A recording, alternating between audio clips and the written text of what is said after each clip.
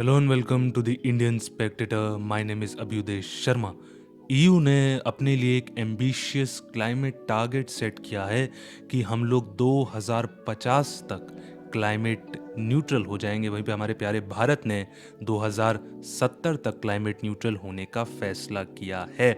Now as the word neutral suggest कि भाई कोई चीज़ तो ज़ीरो हो रही है।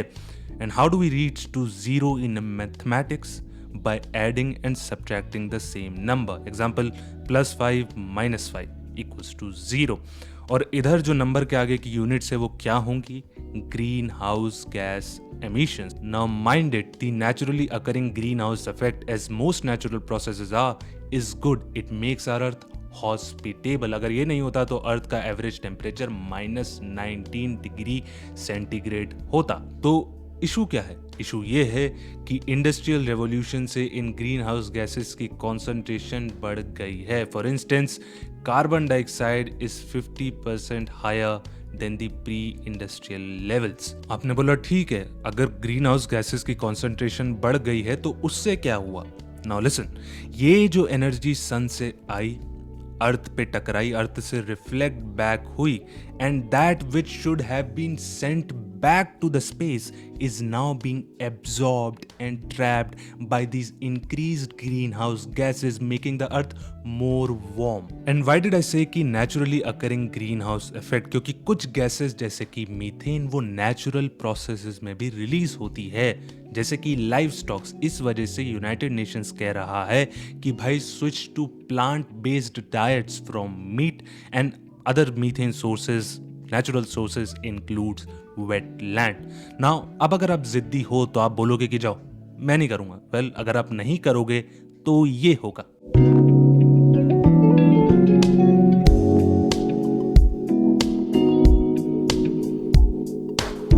Which is both economic and human cost. Economic cost कैसे कि भाई हमारे घर टूटेंगे, हमको दोबारा बनाना पड़ेगा, सरकार को इंफ्रास्ट्रक्चर बनाना पड़ेगा, कई लोगों की जान जाएगी, productivity losses etcetera. Now coming back to the climate neutrality, EU ने बोला कि जो गलती कर रहा है वही भुगतान करेगा। इधर कर रहा था नहीं, कर रहा है। I will come to this a bit later. यानी कि जो भी पॉल्यूट कर रहा है will pay the price, which is called as the polluter pay principle. For instance, if you spit at the metro station, you will be fined accordingly. इसके लिए इन्होंने एक सिस्टम तैयार किया, ETS। अब जैसा शब्द से ही पता चल रहा है कि भाई कुछ ना कुछ तो एमिशन से रिलेटेड ट्रेडिंग होती होगी। And for that they specifically target industries with high green house gas emissions, जैसे कि पावर जनरेशन।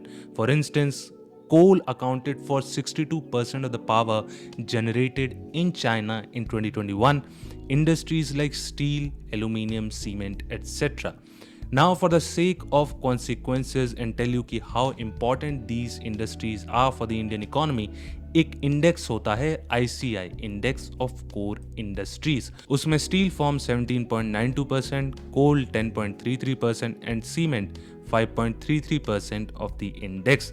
नाउ इनका इस इंडेक्स में परसेंटेज तो इंपॉर्टेंट है ही, मगर उसके साथ साथ just by being in that index raises their significance. And look at the word core, which means the most important part of anything. And इसलिए कॉमन सेंस क्या कहता है कि EU अगर इन इंडस्ट्रीज को टारगेट करेगा तो हम पे अच्छा खासा इम्पैक्ट तो आएगा ही। नाउ 2019 में these industries contributed 25% of the total greenhouse gas emissions in EU. To rectify this, जैसे मैंने आपको ऊपर बताया कि उन्होंने ETS चालू करा, एमिशन ट्रेडिंग सिस्टम। इसके लिए उन्होंने एक कैप रख दी, let's say 100।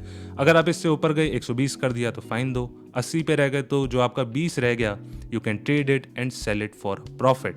Basically, businesses have got a green incentive to invest in these technologies. To put things in perspective, EU ने इस सिस्टम से 2019 में 38.8 बिलियन यूरोस कमाए, जो पैसा EU के मेंबर स्टेट्स के बजट में गया और या फिर EU के मॉडर्नाइजेशन या इनोवेशन फंड्स में गया। अब आप सोचोगे कि wow, it's like hitting two birds with a single stone. एक तरफ तो EU अपने ग्रीन हाउस गैस एमिशंस को कम कर रहा है और दूसरी तरफ they are getting rich, but there is a catch. To comply with this, EU की जो कंपनीज हैं उनको ग्रीन टेक्नोलॉजीज में इन्वेस्ट करना पड़ेगा, यानी कि ज़्यादा पैसे, विच मीन्स उनकी प्रोडक्शन कॉस्ट बढ़ गई।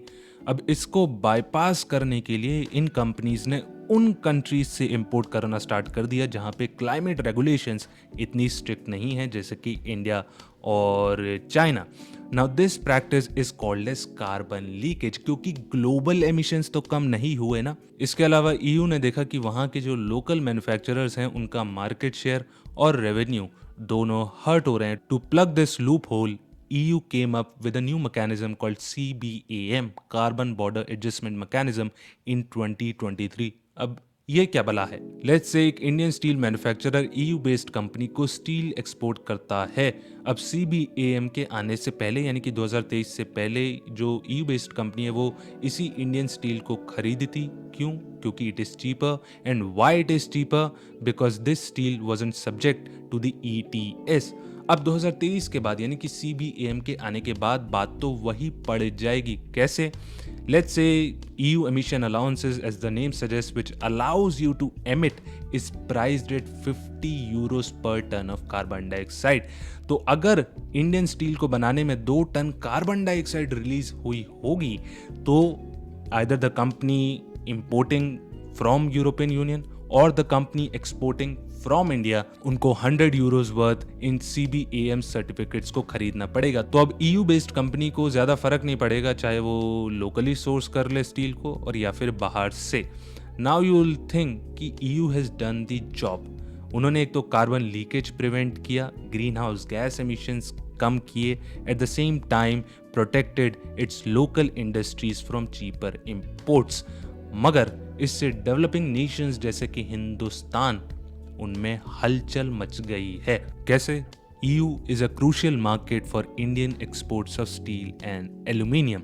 हम लोग अपनी 38% स्टील और 27% एल्यूमिनियम EU में एक्सपोर्ट करते हैं, making $3.7 billion and $2.7 billion respectively. Recently centre for science and environment CSE ने अपनी एक रिपोर्ट में EU के CBAM को क्रिटिसाइज करते हुए कहा कि it will lead to the 0.05% reduction of India's GDP। एंड साथ ही रिकमेंड किया कि डेवलपिंग नेशंस जैसे कि हम इन अमीर देशों पे एक हिस्टोरिकल पॉल्यूटर टैक्स इंपोज करें, क्योंकि पर्यावरण को पैरालाइज करने में सबसे ज्यादा हाथ इनका है एंड दे हैव टू पे।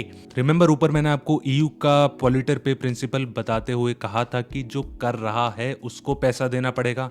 हम कह रहे हैं कि जो करता आ रहा है उसको भी देना पड़ेगा। Now the word historical comes into the picture कि जो हिस्टोरिकली पॉल्यूट करता आ रहा है उसको भी पैसा देना पड़ेगा। Remember, in the beginning while mentioning about green house gas emissions, मैंने इंडस्ट्रियल एवोल्यूशन की बात करी थी, फर्स्ट इंडस्ट्रियल एवोल्यूशन की। How do you think that happened? The use of coal, the one these developed nations are asking these developing nations to phase out, but India and other developing nations, keeping their national interests in mind, at COP28 decided to phase down, not phase out। one word but makes all the difference. यानी कि हम लोग कोल को तुरंत उठा के फेंक नहीं देंगे बाहर, मगर धीरे धीरे धीरे धीरे हम उसका यूज कम कर देंगे जब तक हम एक डेवलप्ड नेशन नहीं बन जाते, जैसा आपने किया है। Now this historical polluter tax will not be a retaliatory move कि अच्छा आपने ऐसा किया तो हम भी ऐसा ही कर रहे हैं। नहीं, इसका मोटिव ये है कि the tax which was collected by the Indian companies should be broad back to the country. Also with respect to this CBAM, carbon border adjustment mechanism, India ने कहा कि हम लोग WTO जाएंगे, world trade organization, to fight this out based on the principles of equity, justice and fairness. At the same time both India and China are safe guarding their interest कि अच्छा अगर हम लोग WTO में CBAM के respect में हार गए तो, यानी कि एक बैकअप प्लान, एक बफर तो लेके चल ही रहे हैं। फॉर इंस्टेंस, इंडिया ने अपने 14th नेशनल इलेक्ट्रिसिटी प्लान में तय किया है कि हम लोग 2030 तक 500 गीगावाट की installed electricity capacity non fossil fuel sources से करेंगे, जैसे कि solar, wind, hydro, nuclear etcetera. इसके लिए सरकार ने बड़े बड़े कदम के साथ साथ छोटे छोटे कदम लेने भी स्टार्ट कर दिए हैं, जैसे कि रिसेंट PM सूर्योदय योजना, जिसके अंदर 1 करोड़ घरों की छत पे सोलर पैनल्स लगाए जाएंगे, which will not only benefit the consumers but also India as a nation, the world and the overall climate, क्योंकि बूंद बूंद से ही सागर बनता है.